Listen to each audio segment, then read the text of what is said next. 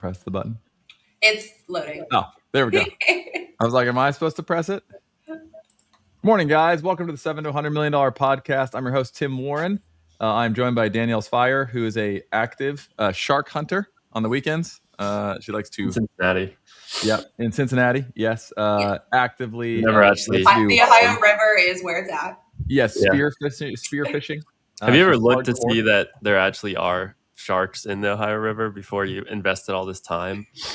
I did. I did thorough research via Claude. And... Where? Oh, via Claude?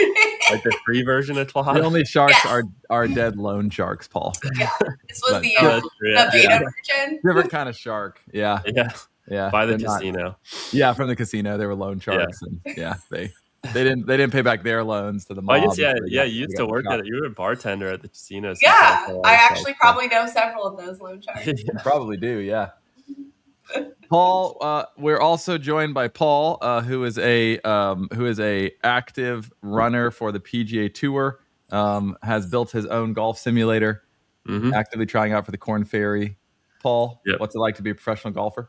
Well, I'm not there yet. I think it's gonna be another 15 years of work. Oh, okay. Before I maybe even play at my first pro tournament. Yeah. Good things come to those who wait, right? Hey, there's a guy who like literally got to the PGA Tour at like 42 years old. So really, yeah, wow, okay. It's possible. It's hard to do it while growing your company to 100 million, though. I'd say that is a big red flag. Now that would be newsworthy. Man makes PGA Tour while building company to 100 million at the same time. Ask me anything. Yeah, that'd be pretty dope. I think the chances in my lifetime of ever playing on the PGA Tour are pretty much zero. Yeah. I'm not very good at golf. Maybe playing pickleball professionally, that probably could happen. Pretty good at it feels possible, yeah. Pretty good at pickleball and tennis, but no, man, golf, I am not. Like, I can hit it, I know to tee off in the right direction, and that's about it. Decent at Wii golf, though, except the putting is impossible on Wii golf. Like, it is so hard. I overshoot every time. No, dude, it does not matter. You either hit it too soft and it barely rolls, or you hit it too hard and it hits the back of the cup and bounces over, which never happens in real golf, like ever. Like, I've seen that happen like maybe twice in the history of golf ever, where it hits the back of the lip and then jumps over. But only in Wii golf, man. The balls are made with helium and have small rockets in them or something. So that's just because, like, if it has the speed to get to the hole and then hit the back, it just does not have the momentum.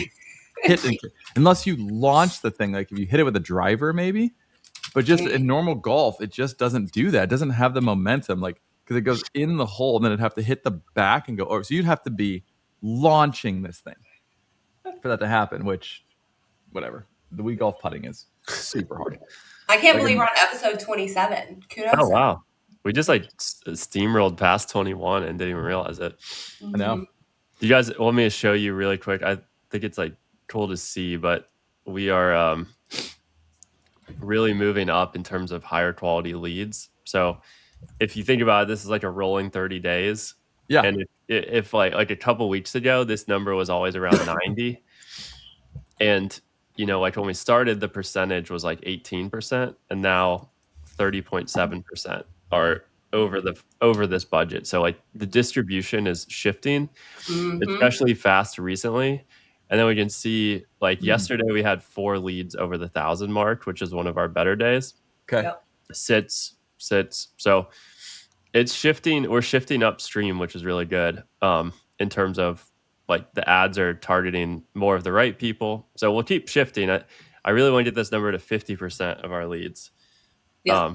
So if remember our goal here, so like when we were talking about, we were at like 94, I think. And we did the math and we need to get this number to like 240 it was like 260.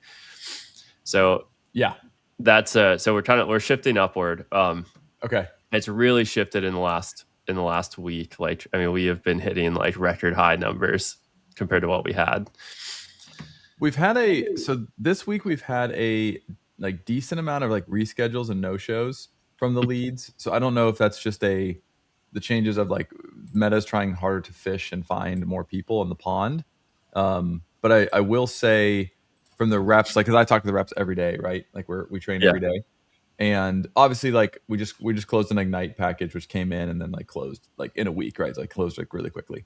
So we are getting that, but we're also like just even from the leads that I've taken and seen, just for a quick analysis, like this week, I had this one no showed.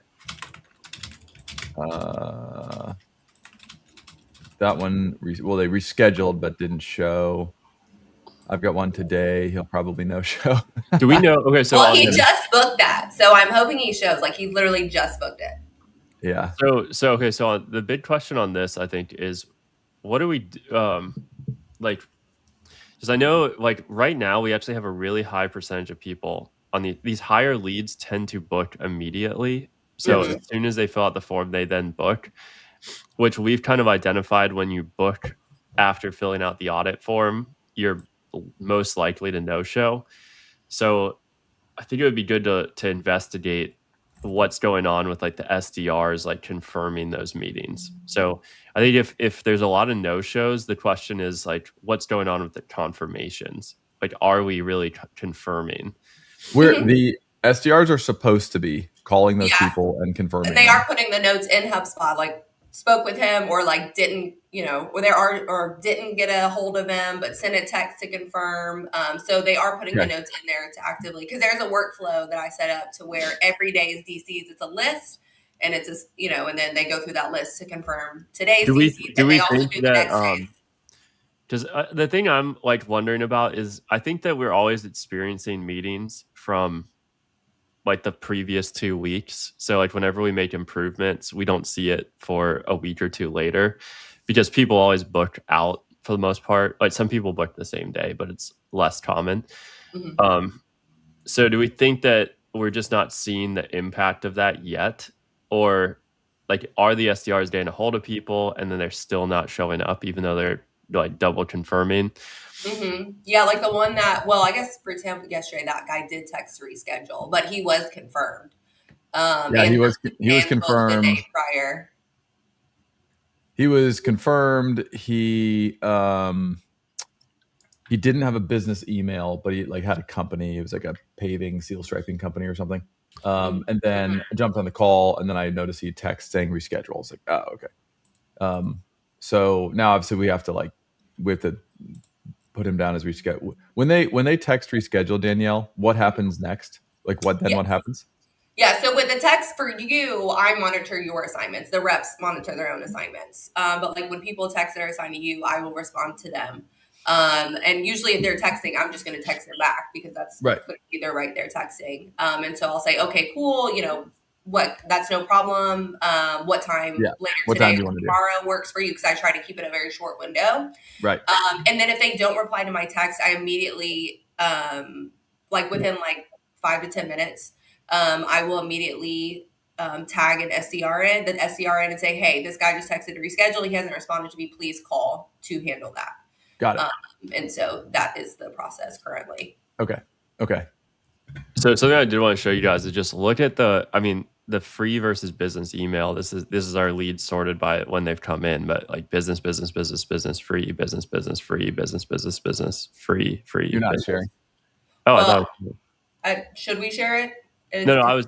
Don't worry. I developed a method to hide. Oh, got you. Yes. Yeah. Sorry. Okay. I hadn't put it on the stage because I wasn't sure. I was like, you're just reading through stuff. I'm like, I have no idea what's going on. Okay, yeah. Can you guys see now? And hold on. Not yet. And we're you have control over whether I can share. That's scary. Well, you can share, but she doesn't add it to stage. Oh, gotcha.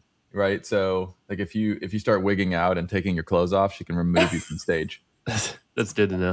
Yeah. So it's there as a protection for everybody. For me, in case one of the presenters just starts going crazy. I mean, it could happen to any of us. Who knows? It could. These streamers, they get wild. I'll say. That could actually blow our podcast up, though. Only Paul's? Yeah. Save it for remote week when everyone's down. There was a funny video where Mosey was doing like some training live, and then he was wearing like shorts, like how he just basically dresses like an athlete at all times. But he had longer pants on. He's like, I'm too hot. Hold on, give me a second. And then he starts taking off his pants, and then and he's like, don't freak out. This is not only Alex. right? Or like Old Mimosy or something. It's like super funny. Oh, I do have a question. What's up with the nose thing? Like, the nose strips. Is that the breathing, the extra oxygen thing? Well, okay. There's two theories. Oh no, it's not true. A can of worms. One theory is it's the breathe right strip. He wants to sell those, and he's opening, it like opens the airway or whatever. The second theory is he's hiding a broken nose from all the bar fights. Who knows? Who knows? Right? I like the second option. Honestly. I don't know if you guys have ever used those, but like with my cold, like the last 2 nights I've used them, and they're actually pretty amazing. Like when you have a totally stuffed up nose, like you suddenly can breathe with those on. So all you gotta do is cut an onion and put it next to your head and sleep next to it. I've never done that before. Yeah, it'll suck out everything, and you'll wake up and be fine. I just sleep inside the onion. That's what I do. I just get a lot of onions and just sleep inside of them. That's the real answer. That would work if you could pull that. If you could pull real men sleep in the onion. Yeah. Danielle, I think the breathe right strip is just he's trying to like optimize his breathing or whatever. And it kind of fits his shtick of the whole like he wears muscle shirts and he wears tight shorts and he's really buff. It just fits his personal brand. Yeah, it's his personal brand. He specifically talks about like how he before. I mean, if you look at photos of him like earlier on, he just looks like a really normal dude. Yeah, then he leaned into the thing that made him, because what stuff that is unique, it stands out, right? Stuff that's unique versus the stuff that's the same. So when people blend in, they don't stand out, right? By default, by definition. So I think when it was like long hair, muscle shirts, breathe right strip, he had a Fu Manchu. People are like, "Whoa, okay, what is up with this guy?" Like it was like full meathead, right? And then he starts talking, and you're like, "Oh, he's actually really smart." And so then it was like people think meatheads are like not smart, right? They're meatheads. That's kind of like the thing is like, it'd be like a really nerdy guy with like a big tattoo sleeve on his arm. You'd be like, right, oh, this is interesting. Like, exactly, and gold chains, and or like liquid grills or something. Yeah, what is happening? Right, right, exactly. It just doesn't. They don't compute, and that's why it's been so successful for Hormozi, I think. Is because he combined two things that don't usually go together, which is like philosopher and meathead. And then you smash those two together and it's like, oh, this is different. Right. So yeah, it's, I don't know. It'd be like if you took a like very small petite girl and who was like dressed like like old school, like people who dress like really old school, like in Victorian times. But then she was also. Is that what you mean by old school? Yeah, like super old school, like the people who go like the thrift stores and buy the like 1920s outfits and stuff, right? Yeah. You take that girl and then she's actually a power lifter, and you're like, what? Why? Right? It would be different. It would be like, that's different, right? That it's that kind of thing. It stands out because it's unique. That's why I think he does it. It became his shtick. Yeah. Well, at some point we'll have to come up with our I was about to say, yeah. What is our shtick? The shark hunter. Or only Paul's. Either one of those. Probably not the answer. That's a risky one these days. We could start wearing our pants on our chest and our shirts on our legs, and maybe we just do that one day for the podcast, see if we get more viewership. Yeah, see if it works. Yeah. I don't know, man. Depends on how sick the people are out there. Like, what are they? How desperate are they for something unique? I don't know. Well, and what's our ICP? Like, is our ICP really interested in people that wear their clothes incorrectly? I don't know. That's true. Yeah, who are they going to take advice from? Hard to say. It's hard to say. I also wonder. So Hormozi did say this on one of his pieces of content where he was like, he'll have videos that like he expects are going to be just like absolute, just amazing, right? Just like baller. Yeah. And put all this time, this energy into it, and whatever, and they release it, and it just flops. And then he'll have a video of him like in front of a whiteboard, and then he's talking, and the background's crap. The production value's crap, but the content was really good, and he's like, the video does amazing. So this is what he has noticed is he said, like, it's not really the production quality, it's the content in between. That's really what matters. So if the stuff you're saying in the middle is like actually really good, that's when people will consume and continue to consume and then keep consuming your content. Matters more than the flashiness. Did you see there's a one video I think I sent you on Instagram, but he's one of my favorite social media ads guys, and he was ranking different ad formats. Yeah, I watched it this morning and sent it back. Yeah. The statics and founders we're doing are both S tier, which is great. Yeah, that's what I thought was cool. I think that might be why we are seeing actually pretty good success, is that we're doing a format that is pretty effective in the market, versus like I've seen clients where they make them like, I'd call them like professional looking ads that they run on Facebook. So like there's like business logo and they look like ads, and I like just don't see those things work. I see the more like you filmed it from your phone, right? You had a good hook. That seems to be what's working right now. Plus statics that blend in with the actual like social media content that don't look like ads. Mm-hmm. Well, I think the reason the founder ones work is it's like if you come to me with your company like, oh, we have XYZ thing, and I'm like, whatever, right? It's like I'm not in the market for it. I'm thinking about something else, whatever. When it's the founder though, and it's like, hey, I represent this business and I'm this person doing this thing, right? Yeah. It feels more, it's like the person behind the company. Like it would be the difference between an Amazon ad and Jeff Bezos getting on and talking about something. I'd watch the Bezos video. I wouldn't watch the Amazon ad. I watch almost every Bezos video that he puts out. Just he has usually pretty good advice. Yeah, the guy's a like multi-billionaire, so he knows stuff we don't know.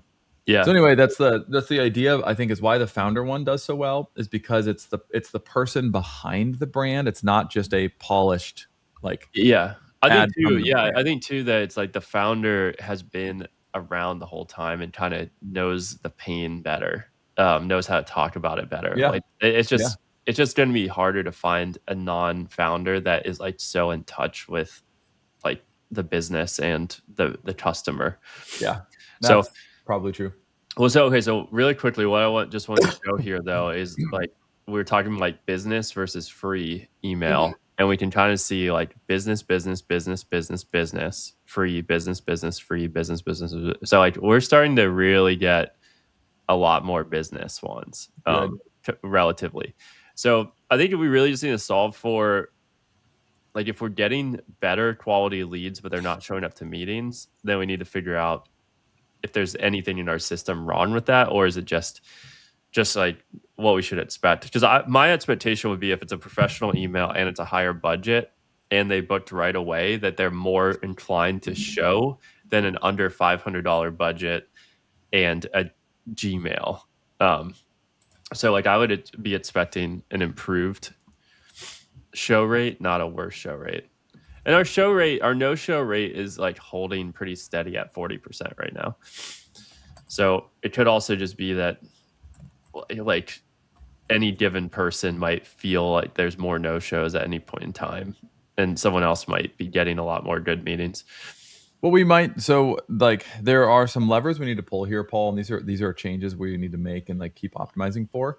Is we probably need better. Like right now we're not doing not native, right? So our texting that goes out is automated texting through the platform. So if you have an iPhone, it's going to come in as green. It's not going to come in as blue, right? Little stuff like that could start to matter. It could also just be like we don't have personalized outreach every time when someone books a meeting. That's like, hey, this is Tim. I'm going to be running your meeting. Just wanted to confirm like this time works for you, and here's what your goals. Like we're not doing that. Our stuff is automated, right? Yeah. So there's probably 2 or 3 levers we can pull if we are seeing the leads and the leads are not booking at a higher, like they're not showing at a high enough level. One is making the person feel like this is like really truly an expert and a real person, and like I'm excited to meet with you. I think that's important. Number 2 is I think as we get more data, we keep feeding that back to Facebook and Meta, like it'll continue to learn and get better, right, of sending us better leads. But also I think this could be just a process of like how far out people are allowed to book. Danielle, do we still only let them book 2 days out, or can they book further out than 2 days? No, it's like 2 to 3 max. Okay. Yeah. Because I think we should limit how far out they can book, because the longer out they can book, the more no-shows we're going to get, right? Because people forget about it. And then I think we probably need to be testing new processes of how we, like with the SDRs, how we make the person like really feel like they got to be at this meeting, right? Like this is going to be super valuable. Here's the data we're going to go over. Like, hey, some of your competitors we probably need to continue to evolve that process. Just do you like remember process? Yeah, do you remember the one lead where you sent like a Loom video to them? I've done that multiple times. Yeah. Yes, I kind of wonder if we should have a process where if the lead says like the 1,000 to 3,500, so those are like our really good ones because those people are 100% in our budget range. They're accustomed to spending like our package prices. Yep. If just for those we go the extra mile on them for a bit, because I don't know, I think it wouldn't take up that much time. Like at the moment we're getting like, so yesterday we had 4 of those, but like on any given day we might get 2 of those, so it's really not too much extra work. But then if we get those in meetings, like those are the ones that can really close. Like we need way fewer of those to to sell 20 of these deals. So that would just be an interesting thing to test out. Like if we do that, is it worth it? Because I think if you're investing time making a personalized Loom video, like I would feel like a jerk not attending a meeting that I scheduled. Yeah, I was about to say, I think they'll definitely be like, oh yeah, okay. But I also would go into the meeting more excited and more like, hey, this is actually worth my time. Because I like the way that Hermosi always frames it, which is, does the person perceive the value of the meeting to be greater than the cost of the time to attend the meeting? And so if we could, if we could add value. Yeah, if we add value before the meeting, it increases. I think it increases the value equation where it seems more valuable than the time. Because right now, if you think about it, attending the meeting, like you're kind of just hoping that it, like you're kind of unsure, like what is this meeting, and am I gonna get value out of it? Am I going to just get sold something? Do I want to get sold something? Like there's a lot of uncertainty, and so I think it's not that big of a deal to skip the meeting. Especially if you've got let's say you're a busy person like us, like you're kind of like, yeah, this is like low priority. But if you're like, man, this could be like a step change to my business, it's really important. I might gain a lot of really good insights here. Like thinking about it now, I've definitely done like the free consultation meetings before for, random stuff that I've bought. And sometimes I'm really excited about the meeting, and I'm not 100% sure why. Usually I think it's because the brand, like I liked the brand so much, and I'm like, this is definitely, I'm going to get a lot of value from attending this. And those ones, it's like I treat those just as important as I would most meetings, a normal meeting. So I think that's what we should look at, is like only for the higher budget ones to start. And then I think we could, if it's like really effective, we could change from that. But who knows, maybe it also helps us close more deals too. You're doing less of the selling on the call. You don't have to be as perfect on the call. No, those are great points. I think, we talk about how meetings take up the most of our team's time, and when you're in a meeting, you're not making money, so to speak. Well, the person that's coming to our meeting is feeling the same. That's taking time out of their day. They're not able to do whatever they're doing for their business at that time. So if we can show value before, that makes it worthwhile to them. I think the other thing, I was thinking about referrals too. I think whenever we get referrals from happy clients and people who've worked with us, I think those meetings book and run at a much higher rate. And absolutely. Probably and sell at a way higher rate. Like if you look at the numbers, they do. Yeah. So like, but I think if we're talking about meeting booking perspective, there's 2 things going on. One is they were referred by a friend who they like and trust, who's like, this is valuable. Therefore, Paul, if the theory you're floating right now is the value of the meeting must be greater than the risk of my time, right? Yeah. And so with the referral, it's like, oh, this person that I like and trust has told me it's valuable. Therefore, it's valuable. So they believe it's valuable at a higher level. Number 2, thinking about it, is now there's also a little bit of like personal, somebody referred this to me. So if I no-show this guy, like I'm kind of screwing over my friend, right? So there's some kind of like interpersonal relationship friction there where like, I don't want to no-show the meeting. Then the guy texts and is like, how was the meeting with Tim? Nah, I no-showed him. I was just a jerk. I didn't even bother texting. I was just a terrible human and just did nothing. Oh, that's not cool, bro. Right. So then there's like this feeling. So So then they feel the desire to show up. Then they show up and they're like, wow, this was super valuable. Oh my gosh. So I like what you're saying. I think it actually makes sense as to what the issue could be. I would actually be curious too, if we go back and look at the ones I've sent Loom videos to, and then how often those have shown up into discovery calls and proposals, it's probably a higher rate. That would be really cool to look at, because I wouldn't be surprised if something like this has actually a downstream effect on closed won, because it's just the value equation. You've made that, like, from the get-go, you've just added more value, which means they trust you more, and then they're more likely to buy. It's this is stuff that Hormozy did in his sales process, Paul. So now that you got me thinking about it, so they did studies with Gym Launch, and they found that the best customers watched 2 long form videos of his, like, not 30-second shorts, but like 5, 10, 20, 30-minute videos of him explaining something like business principle or gym principle or how you do this thing in your business or how you do that thing or like whatever the thing was, right? So it was like a long form video. Maybe he's talking about gross profit or who knows what it was. Then they watched a second one. And then by the time they came to the sales consult, right, they already knew Hormozy and the brand and kind of what he was about and who he was as a person and kind of what Gym Launch was all about. So when they got the pitch, they were already much more ready, right? And he said they signed up and they knew what they were getting and they were happy. He said what they started trying to do then is artificially recreating that experience. So if a lead would come in who like got referred or a lead came in cold, they would then say, okay, cool. They would try to take them through the same process. So like, hey, I can't meet with you for a proposal until you've watched these 2 videos. Let me send you these 2 videos. So they would actually like try to force people into the same process because that process worked for their best customers. I don't know exactly how they did it, but I think it was something like they would meet with them and talk to them. Cool. Hey, let me send you these videos. Watch these 2 videos first. Then let's do your proposal meeting.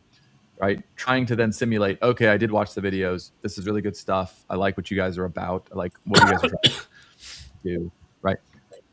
So that's kind of what you're saying here, Paul, which is our best deals that we sell, they have pain. They're willing to they believe there's enough value where they're willing to take the pain of the time lost to do the meeting over the, the value that they think they're going to get. So they're like, I'm going to take the meeting because I want this value more than I want the free time on my calendar. So they show. Then they get a ton of value from the meeting because we're consultative and we're talking about their problem and we're actually helping them solve a real business problem. They're like, oh man, this is actually something I really need to solve.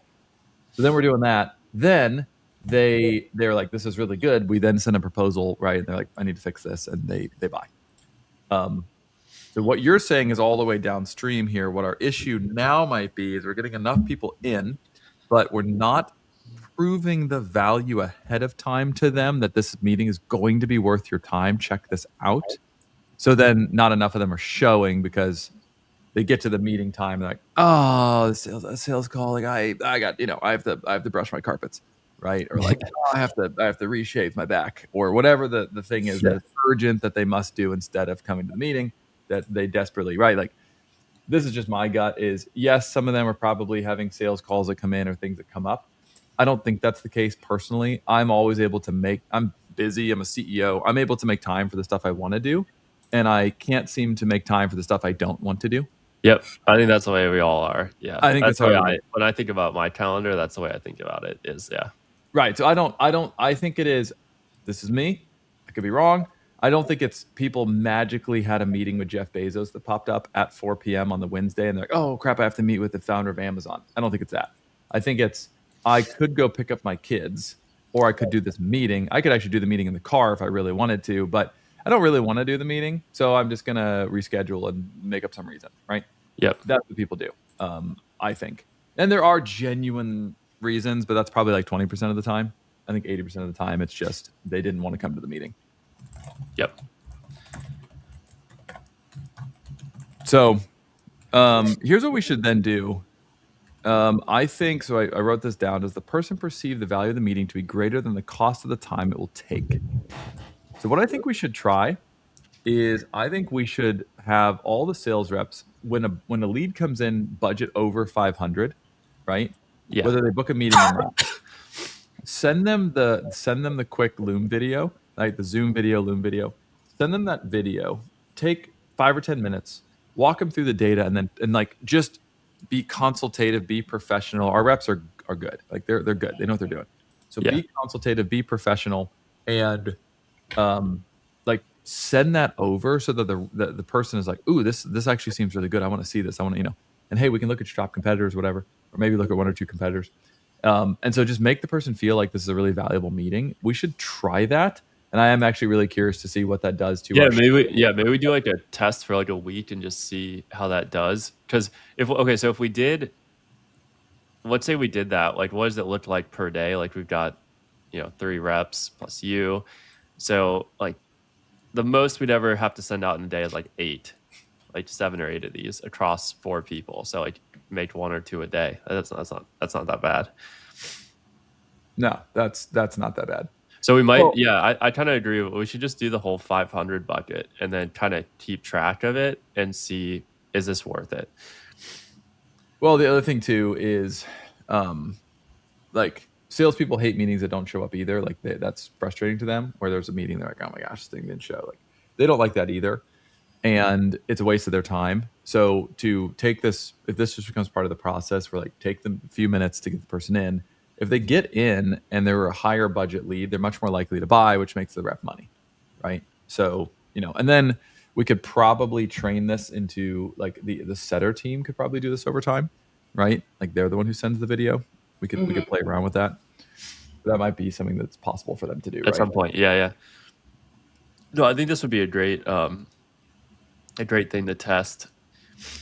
Well, Danielle, is there any way like in HubSpot that we could document whenever we do a Loom video so that I could like keep stats on it? We could probably always just manually look it up.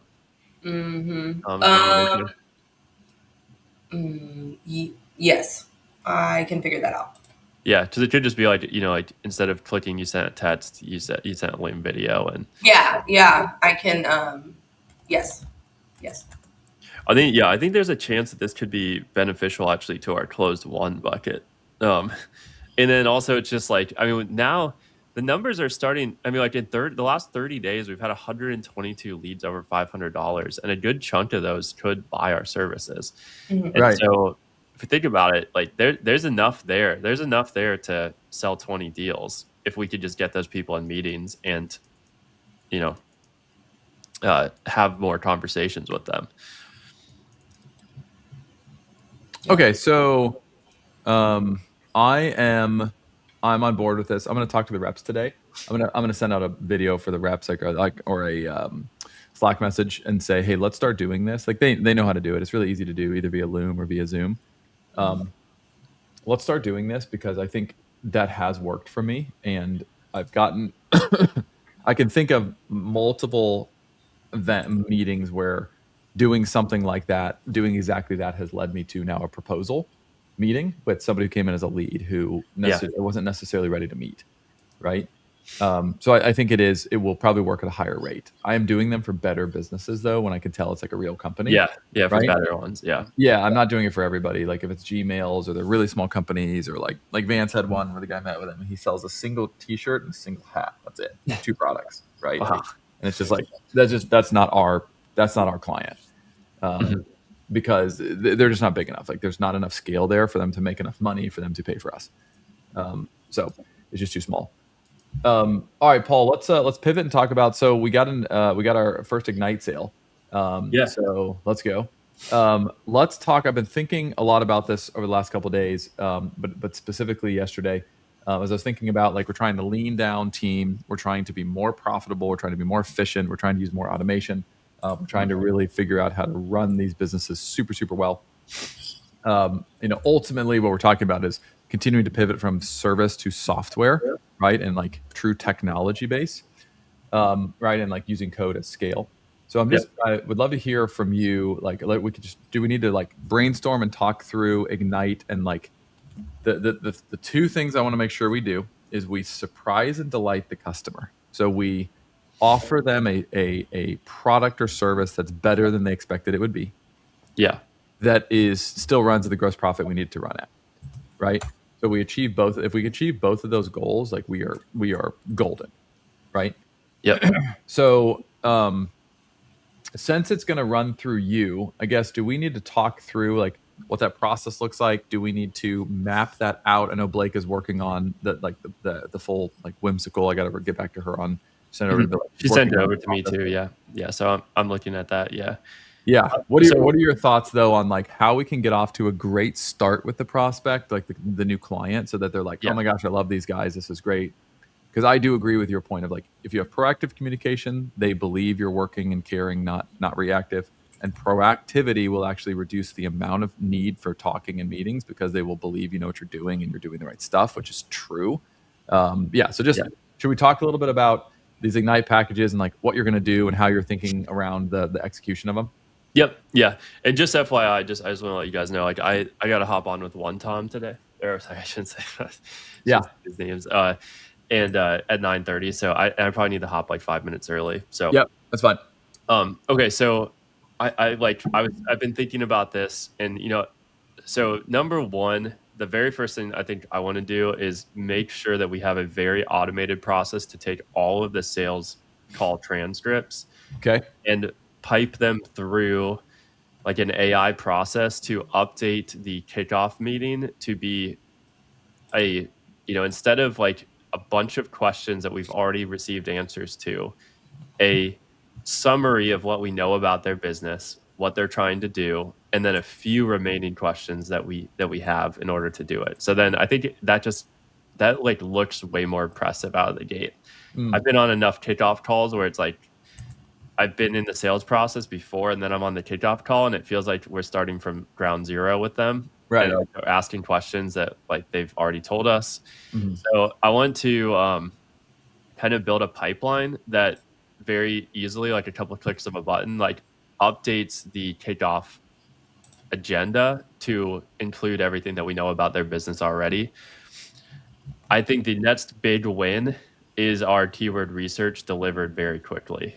So like keyword research delivered. So we do the kickoff meeting, and then we give them like, let's say 5 days to get the keyword research to them, but we deliver it in 3 days. We say, hey, I got this done early. We want to move really fast here. And this is something you and I did actually at the very beginning of the company. And I think this is how we built some of these like 8-year clients, is that if you start really strong and you build trust right away, it like pays dividends. So those are the two that I have figured out so far. And then obviously I want to use Leadsy. So Leadsy is going to be our best tool for if they already have an ads account. I don't know if you've used that before, but literally on the kickoff call, we can just open Leadsy, send them a link, and then they can authorize our access to all of their ads platforms. Amazing. I want to try to knock that out. So that's like kind of what I've got so far is let's have the kickoff be a summary of everything we know about them, and then a few remaining questions to kick things off. Let's get keyword research done very fast. And then we start sending the Loom videos with each like milestone that we complete. Okay. I really like that. That's a really good idea. Yeah. So I think step one is I want to run this stuff just to get a sense of like what's it going to return. What are we going to get back from the sales process? Like how good are the notes and everything that we can work with. So there's a fair bit of like, we're going to be building this as we're like building the plane as we're flying, but we also kind of have to do that. We have to actually get real clients, I think, to design a product well. That's actually something I've seen a lot with like really good SaaS founders is they're kind of like, don't develop the product too much in isolation. Like you need to get a bunch of people on it, and that's how you make it really good, because you need statistical data to see like what people truly want and like what resonates with people. So I like this idea. Like I basically have like the core skeleton of what I want to do, but then I think we refine it as we go through these different ones. And then I'm thinking like I'll schedule a Loom recording to go out like every so many business days. So yesterday, like a very new AI product came out recently that Grok produced called Grok Bots, And it's actually very different than like Claude Code or any of these other tools in that you get these agents that you can give tasks to. They can open browsers, but they keep learning and they're very easy to schedule, and you can have like multiple of them and they can interact with each other. So there's some like pretty cool unique differences. So what I was setting up last night, and this is why I want to set up for all of these clients, is that for wholesale cabinets, I have it send me a message every morning at 8 a.m. that evaluates the performance of the ads like the previous day compared to like the last 30 days. So I and then alerts me to any campaign that I need to like add budget to, move budget away from. Smart. And so wholesale cabinets, or sorry, why am I saying these names? These clients are, you know, I'd say all going to have like a little bit different of things that we're going to need to pay attention to on a daily basis. But the way I see running ads is that we actually have AI scanning their account for all sorts of things and just alerting us whenever certain things happen. So I don't have to go in there as much. It's just I get these notifications, and then I go look at stuff if there's something I need to change. But I'd like to use these Grok bots also for the Loom videos, because what I can say is like, hey, on every 7 days, I want to make a Loom video, and I want you to evaluate all these things on the account. So summarize like, what did we do? Love it. You know, what was in the change history? What do we need to change? Like, what are we seeing? And then have it, let's just say like on a Thursday, 5 days later, it sends me that message. Then I just go into Loom, record that video with all those notes that it's generated, and then that's my Loom video. So I don't have to go hunting for stuff to talk about, which is going to eat up time. I can build it once and then just kind of get the notes on it. And I think it's actually really good. Like what I like is I think AI lets us deliver a high value product, not just a like, you know, cheapened SEO product or PPC product. Like this stuff is actually better. It's like if you could have a person looking at the account every single day making these types of recommendations, that is better than but AI is doing a fair bit of it for me. So it'll be cool because as we're doing this, like new AI tech is constantly coming out also. So I will be testing it to try to work it into our system. But then the idea is like, this is just a repeatable process. And as I'm doing each step, I'm really going to be using like Whimsical and stuff to build it out as a framework. So someone in the future can repeat it. I'll have Blake add both of us to Whimsical. So as we are working on the process, Danielle, where are we at with the marketing, the acquisition one? Yeah, so I have it. I have it built out now. I'm doing the color coding and shapes and making sure those make sense. So that way, but I have the draft. Okay. Can you share that with me today, please? Okay. Yeah. So Whimsical is it's just through the Cincinnati login. So everyone. You're already building it in Whimsical. Yeah. Okay, yeah, please, share it with me, just whatever I need from a login. I'd like to go. I wrote it out on paper first, so that way, because it's a lot easier to do that, and then I put it into the actual Whimsical system. Okay, sweet. Yeah, I'd like to start looking through those today, so that we can like refine these. And I agree with Paul. Like, we just need throughput of the system. The same way we're doing with leads. It's like we need a lot more leads, so more spend, more leads. Then we see what works, what doesn't work, what's breaking, what's not breaking. Like, you can't fix the system if you don't run a lot of water through the pipe, because you just won't see what's going to break. Like, we can't learn if we don't get enough data through. So Paul, I like your idea a lot. I think we sell 20 or 30 or 40 of these, and not just give you a couple, but give you a lot of them. So you're like, how would I handle 40 of these? Because that system's going to be different than if you had 2 of them, right? Yeah. One of the keys with this is that since we sell to a lot of different industries, the process needs to be repeatable, but also like general enough that it applies to a lot of different businesses that are in a lot of different places.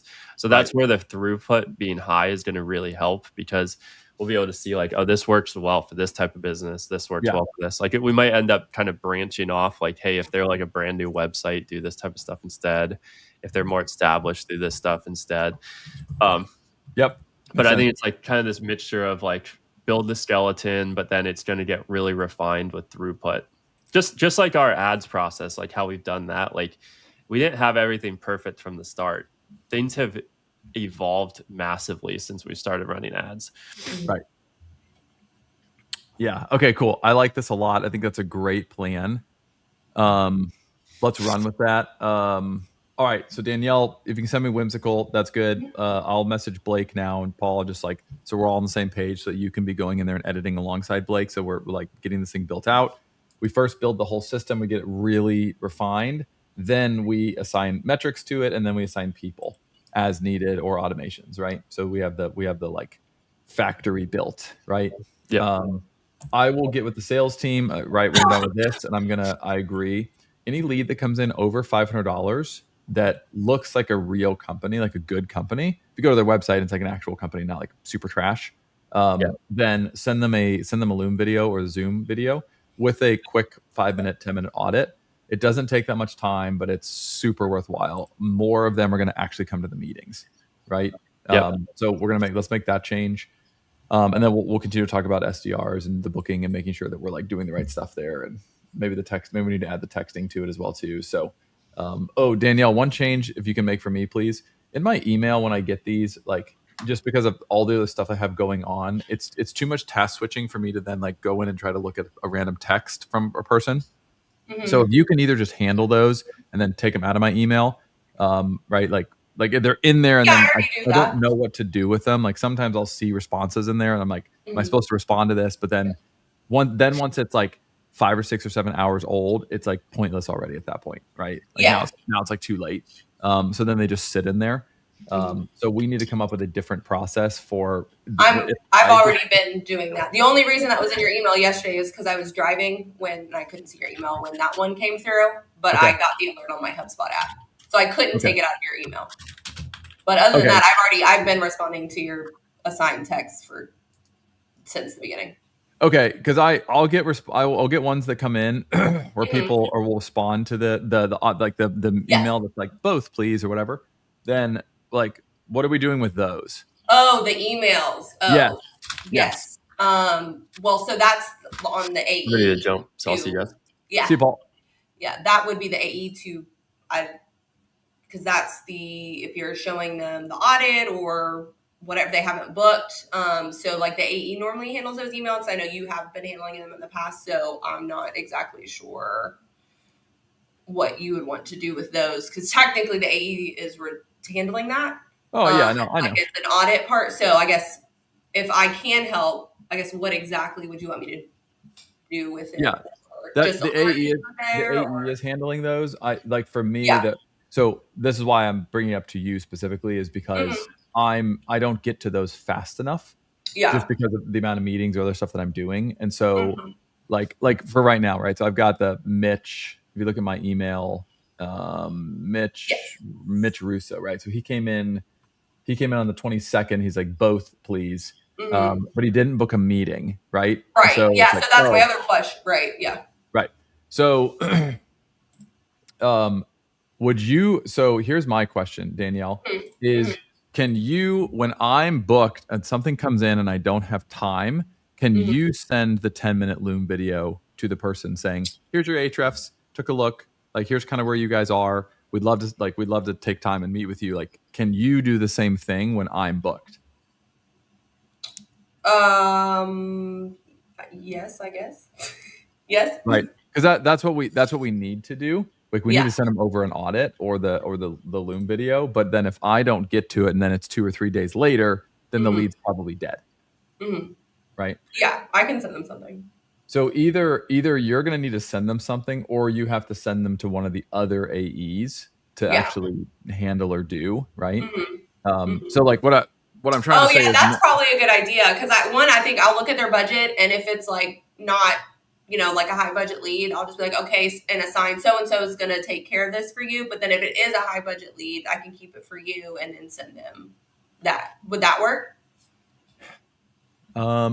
That would be fine. I know you prefer to meet, with. I only want to spend time on the high budget leads. Like if the other ones are not a good use of my time. The reason that I like being on them is I like it. To me, it's a sample. I'm sampling what's coming off the assembly line. It's like, how good are these leads? How good is the quality? How good are the things? Right.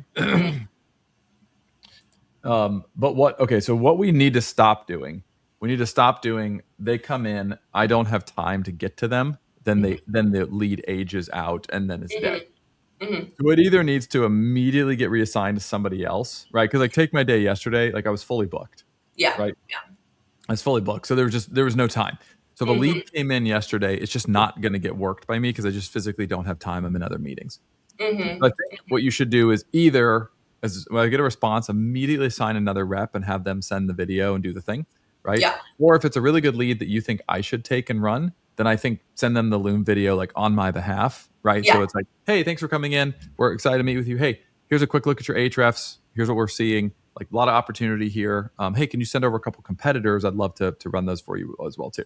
Right.